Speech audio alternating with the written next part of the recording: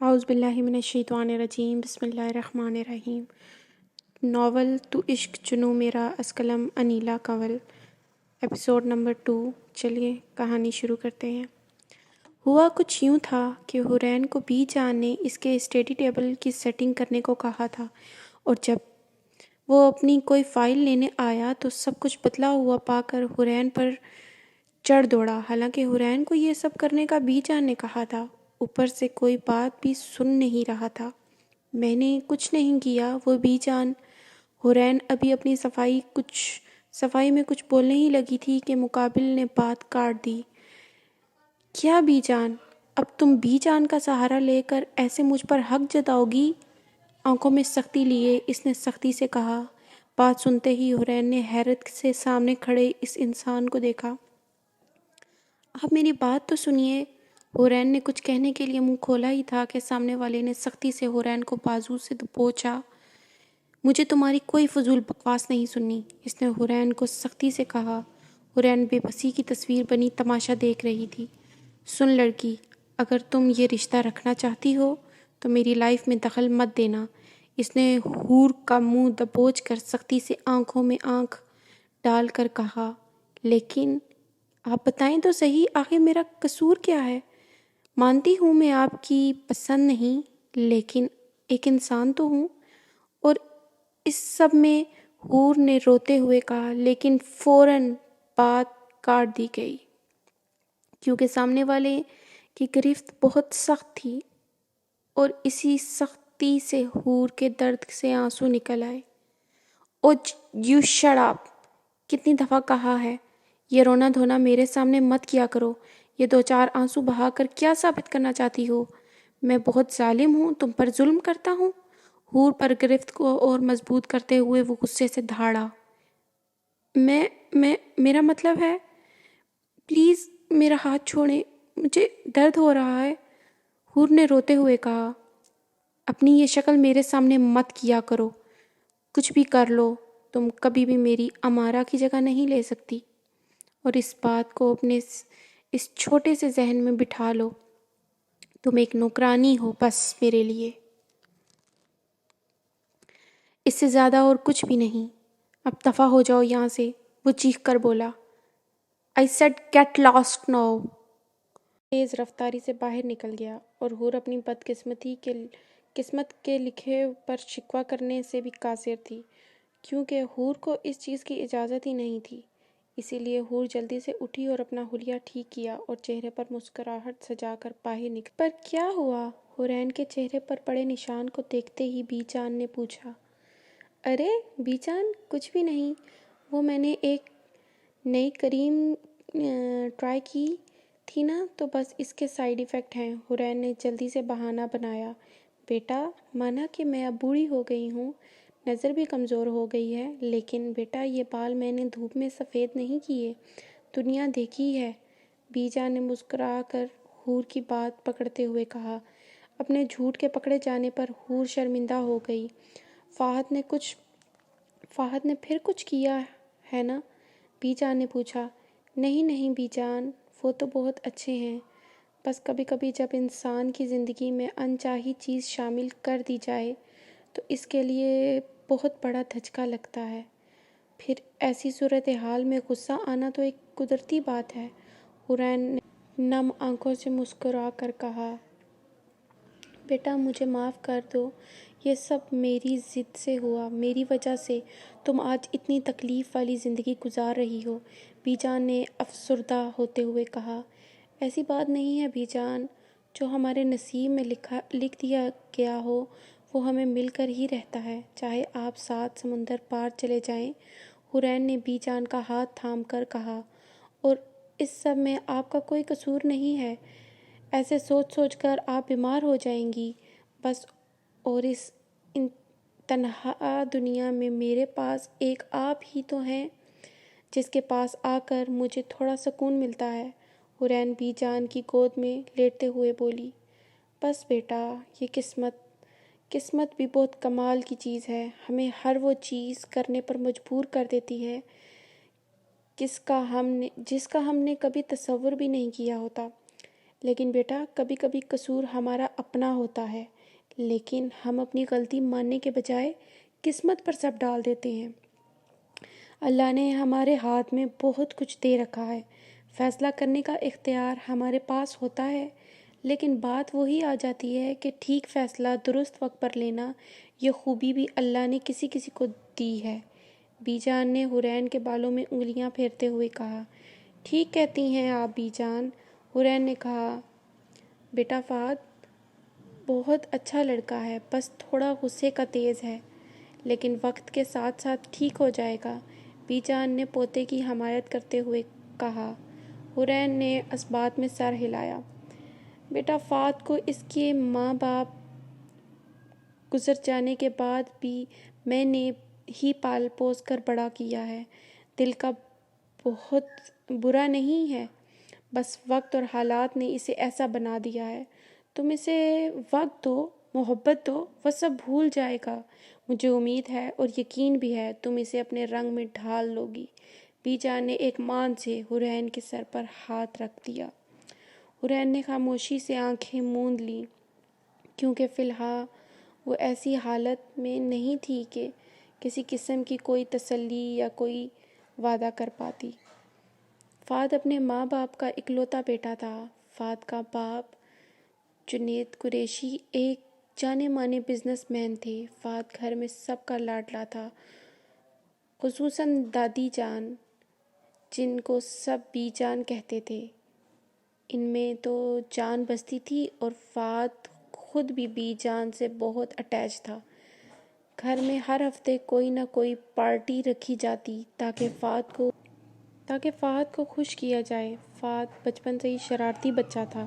سارا ہفتہ گھر سے توجہ نہ ملنے پر منہ بنا کر بیٹھ جاتا اور دادی کے پاس شکایات چلی جاتی، اور پھر بی جان اپنے پوتے کے لیے ایک چھوٹی سی گیٹ ٹوگیدر رکھ لیتی اور اسی لیے ہفتے کو کسی فرد کا بھی گھر سے باہر جانا ممنوع ہوتا۔ زندگی بہت اچھی گزر رہی تھی، لیکن ایک دن ایسا آیا جس نے سب کچھ تہس نہس کر دیا۔ سب کچھ بدل گیا، سب کچھ۔ حورین اپنے گھر میں سب سے چھوٹی تھی، اس سے بڑے 2 بھائی تھے۔ حورین کے ماں باپ نے حورین کو لاڈوں سے پالا۔ حورین شروع سے ہی بہت شرارتی تھی۔ جیسے ہی گھر میں داخل ہوتی تو ساتھ والے پڑوسی کو بھی پتہ چل جاتا کہ حورین صاحبہ گھر میں قدم رکھ چکی ہیں۔ اور تو اور حورین کی حرکتوں سے آس پاس والے سب بہت تنگ تھے، کیونکہ وہ سب بچوں کو اکٹھا کر کے کبھی کوئی نیا کام شروع کر دیتی تو کبھی کچھ۔ مگر یہاں کافی دفعہ تو اسے ڈانٹ بھی پڑی، مگر یہاں اثر کس کو ہونا تھا؟ جاوید صاحب اور مریم نے حورین کو کبھی بیٹوں سے کم نہیں سمجھا تھا، کیونکہ اتنی منت مرادوں سے وہ ملی تھی۔ جب حورین پیدا ہوئی تو جاوید نے باقاعدہ سب خاندان والوں کی دعوت کی۔ گھر میں سب کی لاڈلی تھی، بھائیوں میں تو اس کی جان بستی تھی۔ مگر کہتے ہیں نا، بیٹیوں کے نصیب اللہ اچھے کرے۔ بس ماں باپ بیٹی کو ہر خوشی اور دنیا کی چیزیں دے سکتے ہیں، مگر اچھے نصیب ان کے ہاتھ میں نہیں۔ حورین کو گھر میں سب حور کہتے تھے، لیکن مریم بیگم حوری کہتی تھیں۔ حورین دیکھنے میں بھی حور کی طرح تھی۔ دیکھنے والے چند پل تو ٹھہر سجاتے، شہد سی آنکھیں، براؤن رنگ کے کمر تک بال، تیکھی ناک، دیکھنے والے کو مسحور کر دینے والی صورت تھی۔ صورت کے ساتھ ساتھ سیرت بھی بہت اچھی تھی۔ نرم دلی میں تو کوئی حور کا ثانی ہی نہیں تھا۔ گھر کی رونق صرف اور صرف حور کی وجہ سے تھی۔ آج حور کی یونیورسٹی کا پہلا دن تھا۔ گھر میں اس کی وجہ سے چہل پہل اور ادھم پھیلا ہوا تھا۔ ہوتا بھی آخر کیوں نہ، آخر گھر کی اکلوتی نونہار بچی کا یونیورسٹی میں پہلا دن تھا۔ حور نے سب گھر والوں کو ناک میں دم کر رکھا تھا۔ اللہ اللہ کر کے حور ساری تیاریاں مکمل ہوئیں اور سب گھر والوں نے سکھ کا سانس لیا۔ حور بیٹا آپ یونیورسٹی میں چلی گئی ہیں، وہاں پر اچھے اچھے دوست بنانے ہیں اور بلا وجہ کسی سے فضول بات نہیں کرنی۔ مجھے امید ہے آپ میری بات دھیان سے سن رہی ہوں گی۔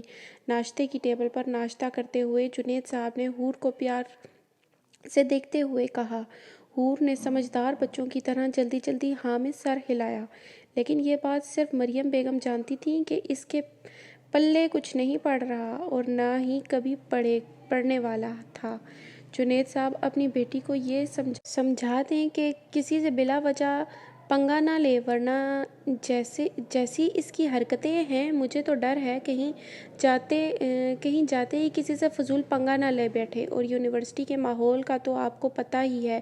مریم بیگم نے مسکراہٹ دبا کر حور کو دیکھتے ہوئے اپنے میاں کو کہا۔ مریم بیگم کی بات سن کر جنید صاحب مسکرا دیے۔ ارے بیگم، آپ تو میری حور کے پیچھے ہی پڑ جاتی ہیں۔ مجھے اپنی بیٹی پر پورا یقین ہے، وہ ایسی کوئی حرکت نہیں کرے گی جس کی وجہ سے اسے کوئی شکایت یا ہمیں کوئی شکایت اور اس کو کسی مشکل کا سامنا کرنا پڑے، اور اس کے پیرنٹس کو ویسے بھی۔ اب تو میری بیٹی میچور ہو چکی ہے۔ بیٹا جنید نے حور کی طرف دیکھتے ہوئے پیار سے کہا۔ جی بہت زیادہ میچور ہو گئی آپ کی بیٹی، ہے نا حور بیٹا؟ مریم بیگم نے مسکراہٹ دبا کر تنزیہ حور سے پوچھا۔ ماما، میں بس بابا کی بیٹی ہوں، آپ تو ہر وقت میری شرارتوں کے پیچھے ہی پڑی رہتی ہیں، اتنی معصوم سی تو ہوں میں۔ حور نے باپ کے ساتھ لگ کر ماں کو کہا۔ جی بیٹا، میں نے کب کہا آپ معصوم نہیں ہیں؟ میں بھی تو آپ کی معصومیت کے قصے ہی سنا رہی ہوں، مریم بیگم نے ہنستے ہوئے کہا۔ مریم بیگم کی بات سن کر سارے ہنسنا شروع ہو گئے، جبکہ حورین نے منہ بسورا اچھا اب جلدی چلو، لیٹ ہو رہا ہے، مجھے بھی کچھ ضروری کام ہے اور آپ کو یونیورسٹی کا پہلا دن ہے، اسی لیے جلدی چلو، جنید نے اٹھتے ہوئے کہا۔ حور نے بھی جلدی سے ناشتہ ختم کیا اور اپنا حجاب ایک دفعہ شیشے میں دیکھا اور مریم بیگم سے مل کر باہر کی طرف بھاگ گئی۔ مریم بیگم نے مسکرا کر کہا اور پھر واپس آ کر بیٹے کو اٹھانے چلی گئی۔ دونوں بیٹے بھی اپنی قابلیت کی بنا پر کھڑے تھے۔ بڑا بیٹا ارمان ایئر فورس میں تھا اور چھوٹا آرمی میں میڈیکل کر رہا تھا۔ کیونکہ بڑا بیٹا چھٹی پر آیا ہوا تھا اس لیے دیر سے ہی اٹھتا تھا، جبکہ چھوٹا ابھی ہاسٹل میں ہی تھا۔ مطلب ایک چھوٹی سی فیملی تھی، خوشحال۔ جبکہ جنید خود ایک چھوٹے لیکن کامیاب بزنس مین تھے۔ شروع سے ہی بچوں کی اچھی تربیت کی، اسی لیے بچوں کا جہاں بھی جس فیلڈ میں انٹرسٹ تھا ان کو بھیج دیا گیا۔ اسی لیے اب حور کا شوق تھا کہ وہ بھی اپنے ملک کے لیے کچھ کرے، اس لیے اس نے سوشل اسٹڈیز کرنے کا سوچا۔ اس کے ذریعے وہ معاشرے میں ہونے والی غلطیوں کو سدھار سکتی تھی، اسی لیے اس کے ساتھ ساتھ لوگوں کی مدد بھی کر سکتی تھی۔ گھر میں بھی سب اس کے سپورٹ میں تھے اور اب حورین کا یونی میں پہلا دن تھا۔ مریم کو ڈر تھا کہ کوئی ہنگامہ نہ کر کے آئے، کیونکہ وہ مریم کی عادت سے اچھی طرح واقف تھیں۔ جنید نے حور کو یونی کے گیٹ پر اتارا اور خود اپنے کام پر چلے گئے۔ حور نے پرجوش انداز میں یونی کو دیکھا اور اندر داخل ہو گئی۔ آس پاس نظر گھماتی تو دیکھا کہ ایک طرف دو لڑکیاں کھڑی نظر آئیں اور وہ ان کی طرف چلی گئی۔ السلام علیکم، حور نے کہا۔ دونوں نے معصومیت سے سلام کا جواب دیا۔ حور کی شرارت والی رگ پھڑپھڑائی۔ کون سا سیمسٹر ہے؟ حور نے پراعتماد لہجہ اپنا کر پوچھا۔ فرسٹ، ایک نے ڈر ڈر کر کہا۔ اور جونیئرز ڈپارٹمنٹ کون سا ہے؟ حور نے ہنسی دبا کر پوچھا۔ IT، دوسری نے جواب دیا۔ اوہ، تو بچوں میں آپ کی سینئر ہوں، 7th سیمسٹر، حور نے کہا۔ دونوں نے حیرت سے حور کو دیکھا۔ لیکن آپ کی عمر تو بہت کم ہے، پھر کیسے؟ حیرت سے سوال کیا گیا۔ ہاں، بس میں کچھ بیوٹی ٹپ استعمال کرتی ہوں اس لیے۔ خیر، ویلکم، امید ہے یونی اچھی لگی ہوگی، حور نے اپنی ہنسی کو دبا کر کہا۔ تھینکس، ایک نے شرما کر جواب دیا۔ میں سینئر ہوں، کچھ تو خدمت کرو بھئی، کچھ کھانا کھلاؤ، حور نے گور نے کہا آپی ابھی تو ہمارے پاس ایک چاکلیٹ ہی ہے۔ چاکلیٹ دکھا کر انہوں نے کہا اچھا چلو ابھی اسی سے گزارا کر لیتے ہیں، باقی نیکسٹ ٹائم پر چھوڑ دیتے ہیں۔ چلو جاؤ اب اپنی کلاسز ڈھونڈو۔ حور نے چاکلیٹ پکڑ کر حکم دیا۔ دونوں نے جلدی سے بھاگنے میں ہی اپنی عافیت سمجھی۔ پیچھے سے حور نے زوردار کہکا لگایا۔ مزہ آیا، ویسے جونیئرز پر روب ڈالنے کا اپنا ہی ایک مزہ ہے۔ چلو اسی بہانے چاکلیٹ تو ملی۔ حور نے ہاتھ میں پکڑی چاکلیٹ کو دیکھ کر کہا اس سے پہلے کہ چاکلیٹ کھولتی کسی نے پیچھے سے کھینچ لی۔ میری چاکلیٹ؟ حور نے رونی صورت بنا کر خالی ہاتھ کو دیکھا اور پھر پیچھے مڑی تو پیچھے ایک نوجوان ہینڈسم لمبا اور حسین لڑکا ہاتھ میں حور کی چاکلیٹ پکڑ کر کھڑا تھا۔ فہد کی زندگی بھی بہت اچھی تھی۔ ہر دفعہ کی طرح اس دفعہ بھی ہفتے کے دن ایک چھوٹی سی پارٹی کی گئی، لیکن اچانک جاوید کو کال آ گئی، کسی پارٹی میں آنے کی دعوت دی گئی۔ جاوید نے اپنی بیوی سارہ کو بتایا۔ سارہ نے فہد سے بات کی، بیٹا جانی بس 1 گھنٹے کی بات ہے، پھر ہم آ جائیں گے، پلیز آپ ضد نہیں کرنا۔ سارہ نے فہد کو پیار کرتے ہوئے کہا۔ پہلے تو فہد نے ضد کی، لیکن پھر جب سارہ نے فہد کو اس کی پسند کی چیزیں لانے کا کہا تو وہ فوراً مان گیا، اور یوں بی جان اور فہد گھر میں رہ گئے اور جاوید اور سارہ پارٹی کے لیے نکل گئے۔ ابھی 20 منٹ ہی گزرے تھے کہ فون بج اٹھا۔ بی جان نے فون اٹھایا اور اس سے جو خبر ملی اس سے بی جان کانپ اٹھی۔ کیا ہوا بی جان، کس کا فون تھا؟ فہد نے بی جان کو خاموش پا کر پوچھا، لیکن کوئی جواب نہ آیا۔ بی جان آپ بولتی کیوں نہیں؟ فہد نے پریشانی سے کہا۔ ایک دم سے بی جان نیچے گر گئیں۔ رحیم چاچا، بی جان کو پتہ نہیں کیا ہو گیا ہے۔ فہد نے زور زور سے گھر کے ملازم کو آواز دی۔ رحیم چاچا شروع سے ہی ان کے ساتھ رہتا رہا تھا۔ فہد بیٹا ان کا بلڈ پریشر بہت کم ہو گیا ہے، آپ یہیں بیٹھو، میں ڈاکٹر کو بلا کر لاتا ہوں، رحیم چاچا نے کہا اور جلدی سے ڈاکٹر کو فون کرنے چل پڑے۔ 5 منٹ میں ہی ڈاکٹر آ گیا اور انجیکشن لگایا اور رحیم چاچا کو کچھ ہدایت دے کر چلا گیا۔ دادو اٹھ بھی جاؤ، میں ناراض ہو جاؤں گا نہیں تو۔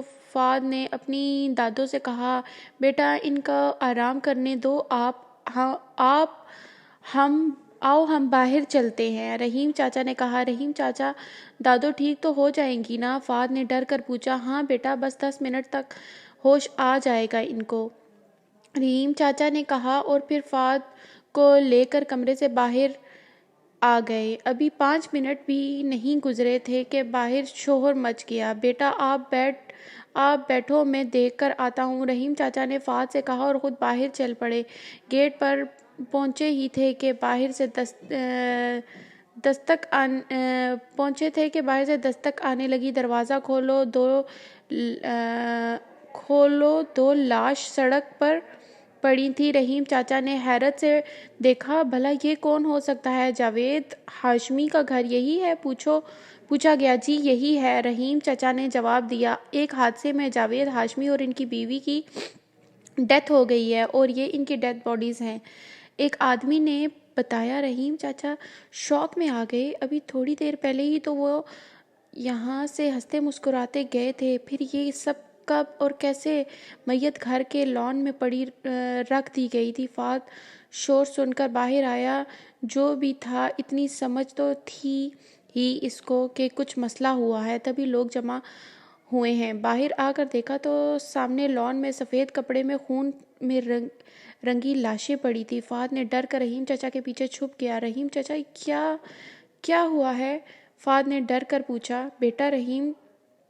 بیٹا رحیم چاچا نے روتے ہوئے فہد کو گلے لگا لیا۔ اب وہ 8 سال کے بچے کو کیسے بتاتا کہ اس کے ماں باپ اب اس دنیا میں نہیں رہے؟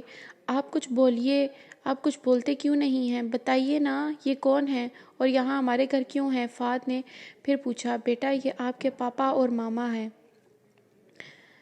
رحیم چاچا نے کہا۔ آپ مذاق کر رہے ہیں نا؟ پاپا اور ماما تو پارٹی کرنے کے لیے گئے ہیں، وہ آتے ہی ہوں گے، آپ بھی بس ایسے ہی کچھ بھی بولتے ہیں، فہد نے غصے سے کہا۔ رحیم چاچا رونے لگ گئے۔ فہد نے آگے بڑھ کر چادر ہٹائی اور پھر فوراً چیختا چلاتا اپنی دادو کی طرف بھاگ پڑا۔ دادو دادو آپ اٹھ کیوں نہیں رہی؟ دیکھیں رحیم چچا کیا بول رہے ہیں، میرے ماما پاپا تو باہر گئے تھے نا، وہ دونوں لان میں ہیں، وہ میرے ماما پاپا نہیں ہیں، مذاق کر رہے ہیں نا چچا۔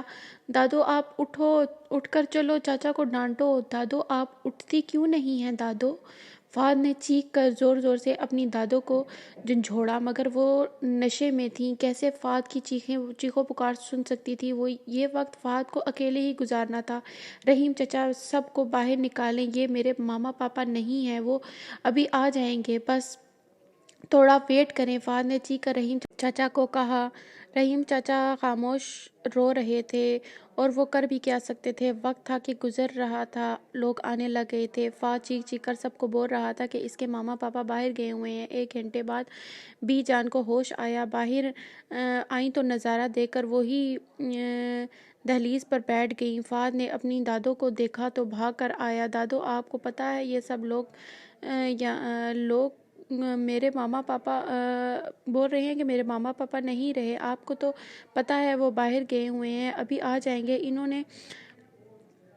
انہوں نے نہ دادو، فہد نے ایک امید لیے اپنی دادو سے کہا۔ بی جان نے فہد کو اپنی آغوش میں لے کر زاروں کی طرح رونا شروع کر دیا۔ بیٹا آپ کے پاپا ماما ہمیں چھوڑ کر چلے گئے ہیں، وہ اب اس دنیا میں نہیں رہے، سب کچھ ختم ہو گیا، بی جان نے کہا۔ یہ کہنا تھا کہ فہد وہیں جھول گیا، بچہ تھا، آخر کتنا صدمہ برداشت کر سکتا تھا۔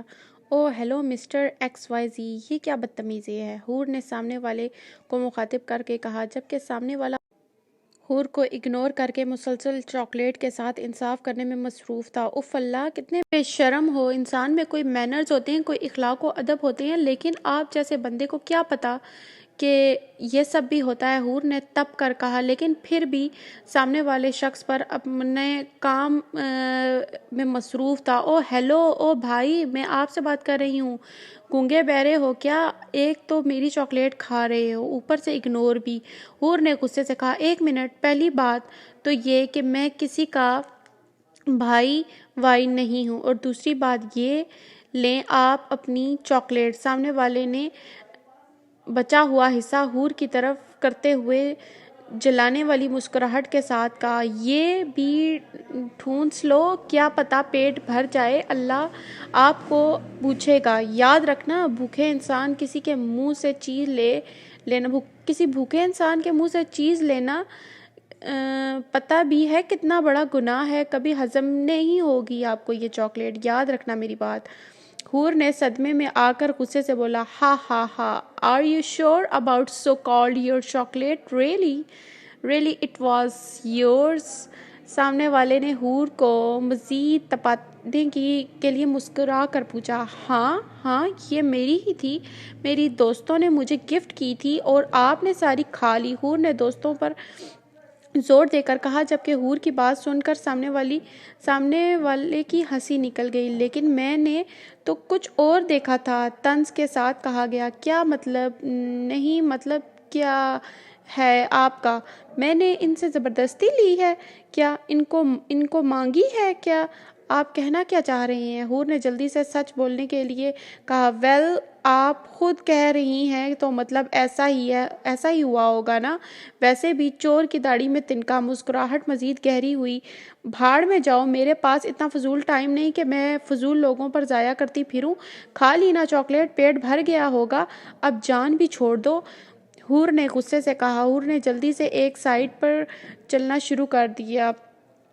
Well thanks, interesting for so sweet chocolate, ویسے بھی مانگ کے اور زبردستی والی چیز کا مزہ ہی اپنا ہوتا ہے۔ حور کو پیچھے سے جواب۔ اس لڑکے کی بات سن کر حور کو تھوڑی بہت شرمندگی نے گھیرا، لیکن یہاں فیل کب ہوتی تھی جو اب ہوتی۔ جی آپ کو کافی تجربہ ہے، تبھی حور نے مڑ کر کہا، اور پھر سے تیز رفتار سے چلنے لگ گئی۔ بھوکا شودا ساری کھا گیا، اتنی مشکل سے تو لی تھی، اللہ پوچھے اس بندے کو، اللہ کرے اس کو ہضم ہی نہ ہو یہ میری چاکلیٹ، حور نے خود ہی بڑبڑاتے ہوئے کہا۔ او میری کتنی فکر ہے آپ کو، میں صدقے پرفکر نہیں کرنی، میں کر لوں گا ہضم۔ ساتھ ساتھ چلتے ہوئے اس نے مسکرا کر کہا۔ حور جو اپنی چاکلیٹ کے کھانے کے غم میں غمگین ہوئی جا رہی تھی، اچانک اپنے پہلو سے آواز آنے پر ڈر گئی۔ اچانک حور کا پاؤں پھسلا اور حور ہوا میں سیر کرنے لگ گئی، لیکن اس سے پہلے کہ حور صاحبہ کی لینڈنگ ہوتی، سامنے والے فرد نے حور کو تھام لیا۔ حور نے تو ڈر کے مارے آنکھیں بند کی ہوئی تھیں۔ ویسے تو بہت بہادر بنتی ہو، جان تو اتنی سی ہے تم میں، دیکھ لو، دیکھ کے چلو، تمہارا متبادلہ حصہ بھی نہیں ملنا یہاں۔ مسکراہٹ کو دبا کر حور کو دیکھ کر کہا گیا۔ حور نے آواز سن کر آنکھیں کھولیں تو خود کو سامنے والے شخص جس سے ابھی 30 منٹ پہلے ہی تازی دشمنی سٹارٹ ہوئی تھی، اس کے حصار میں پایا۔ خوف کے مارے حور کی شہد والی آنکھیں بڑی بڑی ہو گئیں۔ لیکن یہ کیا؟ حور کی آنکھوں میں اتنی کشش تھی، کہا کچھ پل کے لیے تو مقابل والا شخص بھی کھو سا گیا تھا۔ حور نے حیرت سے سامنے والے کو دیکھا اور پھر خود کو جب بات ساری سمجھ میں آئی تو جلدی سے مقابل کے حصار سے نکالا۔ I am sorry, next time be careful۔ اپنی شرمندگی مٹانے کے لیے کہا گیا، جبکہ حور کے سامنے یہ پہلی دفعہ ہوا تھا، اس لیے ابھی فی الحال تو اس کے پلے کچھ بھی نہیں پڑ رہا تھا۔ Well, I am Fahad Ali, student of economics, and you؟ سامنے والے نے اپنا تعارف کروایا۔ Nice name, see you soon۔ حور نے جلانے والی مسکراہٹ کے ساتھ کہا اور آگے چل پڑی۔ حور کی بات پر فہد مسکرا دیا۔ شرمندگی کو مٹانے کے لیے بالوں میں ہاتھ مارنے لگا، کیونکہ فہد اپنی کلاس اور ڈپارٹمنٹ اور یونی میں سب کا کرش مانا جاتا تھا۔ وہ تھا ہی اتنا ہینڈسم، 6 فیٹ قد، اوپر سے مسکراہٹ، سبز آنکھیں، ہلکی ہلکی داڑھی، نفاست سے سیٹ ہوئے بال، ڈریسنگ بھی کمال۔ لیکن وہ بہت خود میں اور اپنے دوستوں میں مگن رہنے والا شخص تھا۔ بہت سی لڑکیوں نے اس سے دوستی کرنے کی خواہش ظاہر کی، لیکن فہد کو ان سب میں کوئی دلچسپی نہ تھی۔ وہ پہلے کچھ بننا چاہتا تھا اور پھر ڈائریکٹ شادی کرنا چاہتا تھا۔ جب وہ یونی میں داخل ہوا تو سامنے ایک چھوٹی اور نازک سی لڑکی دو لڑکیوں کے ساتھ بات کرنے میں مصروف تھی۔ اس نے ذرا توجہ دی تو تھوڑا پاس آ کر معلوم ہوا کہ موصوفہ ریگنگ فرما رہی ہیں۔ بدلے میں جو حور نے چاکلیٹ لی تھی وہ فہد نے جلدی سے اچک کر لے لی، اور پھر حور کے بدلتے تاثرات، غصے، اس میں اس کو بہت مزہ آ رہا تھا۔ I am حورین، نیو کمر، حور نے دور کھڑے ہو کر کہا اور وہ مسکرا کر چل دی۔ حورین، نائس نیم، فہد نے دھیمے سے کہا اور پھر خود ہی میں مسکرا دیا اور پھر اپنے ڈپارٹمنٹ کی طرف چل دیا۔ بے شک آج کا دن بہت اچھا گزرنے والا تھا۔ فہد جب تک ہوش میں آیا تب تک اس کے ماما پاپا اس کو اکیلا چھوڑ کر جا چکے تھے اور وہ منو مٹی تلے سو گئے تھے۔ اٹھ کر فہد نے بہت شور مچایا، لیکن اس سے کون سا اس کے ماما پاپا نے واپس آ جانا تھا۔ ایک دفعہ جو چلا جائے وہ کہاں پھر واپس آتا ہے۔ فہد دن رات اپنے ماما پاپا کو آوازیں دیتا رہتا۔ بی جان، رحیم چچا دونوں فہد کی اس حالت پر روتے۔ پھر فہد نے پاپا کا بزنس کو سنبھالنے کا مسئلہ آ رہا تھا، اس لیے بی جان نے بزنس، آفس، سب چیزوں کو فی الحال بند کرنے کا بول دیا، کیونکہ ان کو ابھی فہد کو سنبھالنا تھا۔ اور بزنس نے بارے میں بی جان کو بھی کچھ نہیں پتا تھا۔ یہی وقت ہوتا ہے جب سب لوگ آپ کو ہمدردی جتا کر آپ سے سب کچھ لے جاتے ہیں، اس لیے بی جان نے کسی پر یقین نہیں کیا اور سب کچھ بند کروا دیا۔ ویسے بھی فہد کے پاپا کا بینک اکاؤنٹ بھی کافی تھا، اس لیے بی جان کو کوئی مشکل بھی نہیں ہوئی۔ آنے والے وقت میں فہد کی حالت کو دیکھ کر بی جان نے ڈاکٹر سے مشورہ کیا، کیونکہ فہد کی حالت خراب ہوتی ہی جا رہی تھی اور بی جان اسے اس حالت میں فہد کو نہیں دیکھ سکتی تھی، کیونکہ اب کل زندگی کا سرمایہ ان کا پوتا ہی تو تھا۔ ڈاکٹر نے فہد کی حالت کو دیکھ کر بی جان کو گھر بدلنے کا کہا۔ بی جان نے دوسرے شہر میں جا کر رہنے کا فیصلہ کیا۔ رحیم چچا سے مشورہ کیا، انہوں نے بھی فہد کے لیے حامی بھر لی۔ بی جان نے فہد اور رحیم چچا کے ساتھ بغیر بتائے کسی کو اسلام آباد سے لاہور شفٹ ہو گئیں۔ وہاں پر فہد کے لیے ماحول بدل گیا، کچھ بہتری آنے لگی، لیکن پھر بھی ہفتہ آخر میں وہ اپنے ماما پاپا کو یاد کر کے روتا۔ پھر فہد جیسے جیسے بڑا ہوتا گیا، پھر وہ بی جان کے سامنے نہیں روتا تھا، لیکن جب بھی اسکول وغیرہ میں پیرنٹس میٹنگ ہوتی تب فہد کو اپنے ماما پاپا کی کمی محسوس ہوتی، لیکن اب وہ یہ سب کچھ بی جان کے سامنے نہیں شو کرواتا تھا۔ وہ بی جان کے سامنے خوش رہنے کی کوشش کرتا تھا۔ زندگی بھلا کب کسی کے لیے رکتی ہے یا انتظار کرتی ہے؟ وقت کا کام ہے گزرنا، اور وہ گزرتا ہی رہتا ہے، چاہے اچھا ہو یا برا۔ فہد نے لاہور سے ہی اپنی ساری تعلیم مکمل کی۔ شروع میں زیادہ چپ ہی رہتا تھا، لیکن پھر بی جان کی وجہ سے وہ دوسروں میں گھلنے ملنے لگ گیا۔ فہد شروع سے ہی بہت ذہین تھا، اور پھر اپنے ماما پاپا کے جانے کے بعد تو اور بھی زیادہ محنت دے کر پڑھنے لگ گیا۔ فہد کا شمار اچھے اسٹوڈنٹس میں ہوتا تھا۔ اب بی جان کی خواہش تھی کہ وہ اپنے پاپا کے بزنس کو سنبھال لے، اس لیے اب فہد نے بزنس میں پڑھائی کرنا شروع کر دی تھی۔ ماضی: ادھر آؤ لڑکیوں۔ حور کو اپنی ہی مستی میں گم بھاگی جا رہی تھی۔ یکدم آواز آنے پر وہ رک سی گئی۔ جب آواز کی سمت میں دیکھا تو پتہ چلا کہ کوئی سینئرز کا گروہ وہاں بیٹھا ہوا تھا، اور اس ٹائم پر وہ نیو کمرز کی ریگنگ کر رہے تھے۔ حور بیٹا، تم جو دوسروں کی ریگنگ فرما رہی تھی، اب پھنسو خود بھی۔ حور دل ہی دل میں مخاطب ہوئی، لیکن پھر کچھ خیال آنے پر وہ مسکرا دی۔ کب سے آواز دے رہے ہیں، سنائی نہیں دے رہا کیا؟ ایک لڑکے نے حور سے کہا۔ آپ مجھ سے کچھ کہہ رہے ہیں؟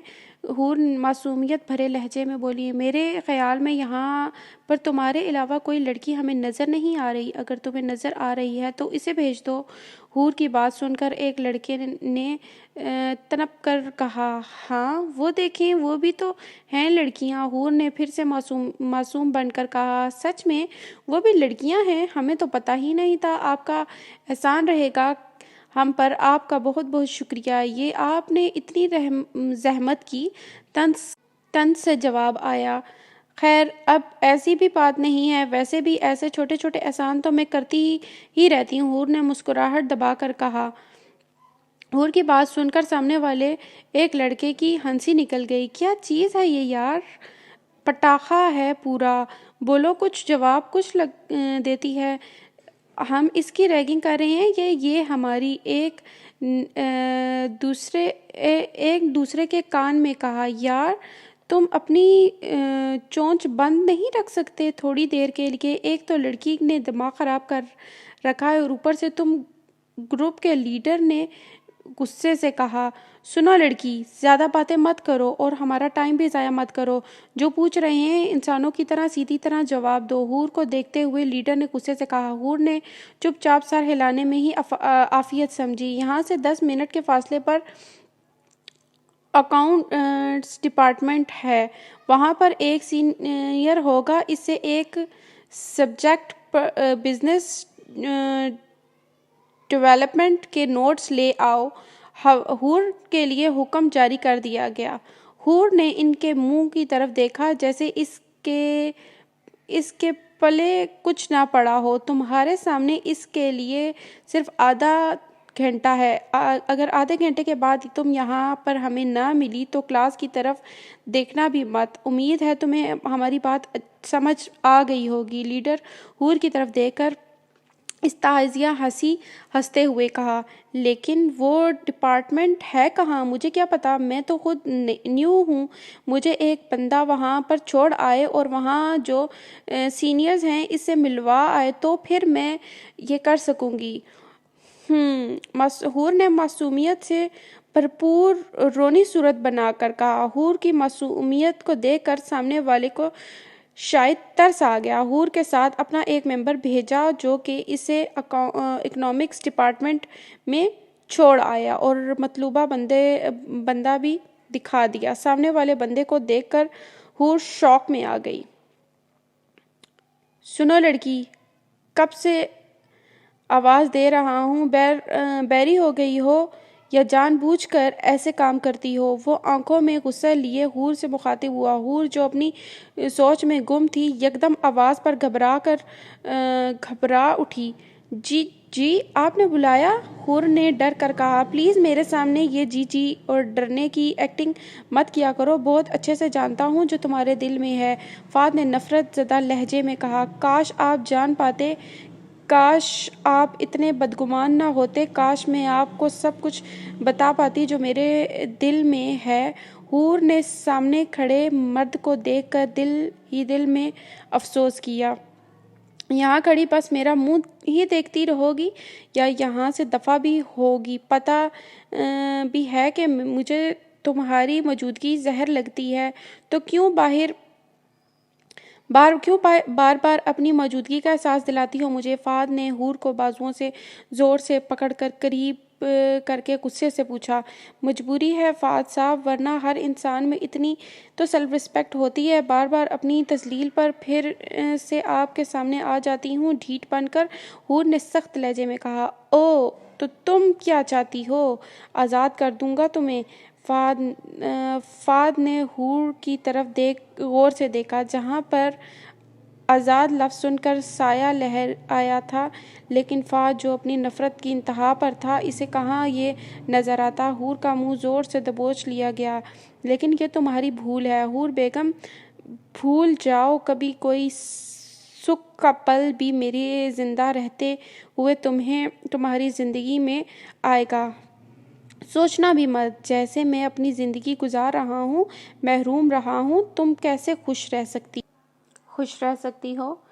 تمہیں بھی احساس ہونا چاہیے کہ سب کچھ پاس ہوتے ہوئے بھی محروم رہنا کتنا تکلیف دہ ہے۔ فہد نے حور کے منہ کو دبوچ کر نفرت سے کہا۔ لیکن آخر آپ مجھے میری غلطی بتائیں گے؟ میرا قصور کہاں؟ مجھ سے یا میری ذات سے آپ کو کوئی تکلیف پہنچی ہے؟ حور کی آنکھوں میں نمی اتر آئی۔ اس نے پھر سے پوچھا۔ بتائیں نا حور بیگم، پتہ ہے ہمیں سب سے زیادہ دکھ کب ہوتا ہے؟ حور کے آنسو کو اپنی انگلی کے پوروں سے لیتے ہوئے پوچھا۔ جب ہمیں اس بات پر سزا ملے جس کی غلطی کا بھی ہمیں علم نہ ہو، اور یہی چیز میں چاہتا ہوں تم پر بھی آشکار ہو، تم بھی اس چیز میں تڑپو۔ تمہارے یہ آنسو مجھ پر کوئی اثر نہیں کرتے، پتہ ہے کیوں؟ فہد نے حور کو مزید قریب کر کے پوچھا، جبکہ حور کے لیے فہد کی اس حد تک قربت میں سانس لینا مشکل ہو رہا تھا، کیونکہ میں نے خود پر ایک قول چڑھا لیا ہے جسے توڑنا مشکل تو ہے لیکن ناممکن بھی ہے۔ اس لیے سویٹ ہارٹ، یہ اپنے آنسو فضول ضائع نہ کیا کرو۔ فہد نے حور کا چہرہ تھپتھپا کر کہا۔ حور اپنی بے بسی کو دیکھ کر رہ گئی۔ وہ سامنے بلو شرٹ دیکھ رہی ہو، اس سے تمہیں نوٹس لے کر آنے ہیں، امید ہے کہ تم فیل نہیں ہوگی جیسے باقی سب ہوتے رہے ہیں۔ گروپ کے لڑکے نے سامنے اشارہ کر کے بتایا، جو سیڑھیوں سے اوپر ایک گروپ میں جس میں 32 لڑکے تھے آپس میں کچھ ڈسکس کر رہے تھے، اور پھر بیسٹ وشز بولتا ہوا چلا گیا۔ ارے واہ، بس اتنا سا کام تھا، میں ایسے ہی ڈر رہی تھی، یہ کام تو میں 2 منٹ میں کر دوں۔ واہ رے اللہ، کیا ذہانت ملی ہے مجھے! آسمان کی طرف دیکھ کر خود سے ہی باتیں کرنے لگ گئی۔ صبح والی ایڈونچر والی لڑکی کو دیکھ کر فہد کی مسکراہٹ گہری ہو گئی اور حور کی طرف ہاتھ ہلایا، مگر حور تو اپنے خیال میں مگن تھی، اس لیے فہد سیڑھیوں سے نیچے اترا جہاں حور آخری سیڑھی پر کھڑی تھی۔ ہیلو حور، فہد نے پاس آ کر خود میں مگن حور کو متوجہ کیا۔ ایک دفعہ پھر سے حور یکدم اپنے خیالوں سے نکلی اور پاؤں پھسل گیا۔ بروقت فہد نے حور کو تھام لیا۔ فہد ایک دفعہ پھر سے حور کی شہد آنکھوں میں کھو چکا تھا۔ حور تو خود کو زمین پر لینڈ ہونے کا انتظار کر رہی تھی اور ڈر کے مارے فہد کی شرٹ کو زور سے پکڑا ہوا تھا۔ جب ہوش آیا تو فہد نے جلدی سے حور کو سائیڈ پر ٹھیک کر کے کھڑا کیا۔ حور کو شرمندگی نے گھیر لیا۔ آئی ایم سو سوری مجھے پتہ نہیں چلا اور پاؤں پھسل گیا۔ ویل تھینکس الاٹ، آپ نے بچا لیا۔ نہیں تو میرا تو کچھ بچتا بھی نہیں، حور نے اپنا دوپٹہ سیٹ کرتے ہوئے جلدی جلدی کہا، جبکہ اندر ہی اندر خود کو کوس رہی تھی۔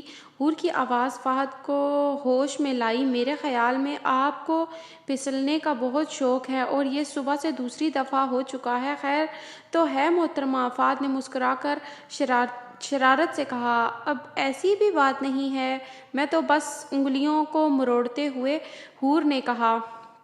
جی آپ تو بس پھسلنا کم کر لیں، لازمی تو نہیں کہ ہر جگہ سہارا دینے کے لیے میں ہوں، فہد نے مسکراہٹ گہری کرتے ہوئے کہا۔ مطلب کیا ہے آپ کا؟ میں کون سا روز روز گرتی پڑتی ہوں جو آپ ایسا بول رہے ہیں؟ حور نے ناک سے مکھی اڑائی۔ اوکے مان لیتے ہیں، اور کچھ۔ فہد نے آگے کو جھک کر مؤدبانہ انداز میں کہا۔ ہاں ویسے آپ دیکھنے میں کافی سیریس ٹائپ کے لگتے ہیں، لیکن ہو بہت مزے کے بندے، حور نے ہنس کر کہا۔ فہد ایک لمحے کے لیے تو حور کی ہنسی میں کھو سا گیا۔ کیا کوئی ہنستے ہوئے اتنا پیارا بھی لگ سکتا ہے؟ بالکل بھی نہیں، کتنی معصوم بچوں کی سی ہنسی ہے، ہر فکر سے پاک، فہد نے دل میں سوچا۔ چلیں جی، آج کی ہماری سٹوری یہیں تک ختم ہوتی ہے۔ ملیں گے ہم کل ایک نیکسٹ ایپیسوڈ کے ساتھ۔ اللہ حافظ۔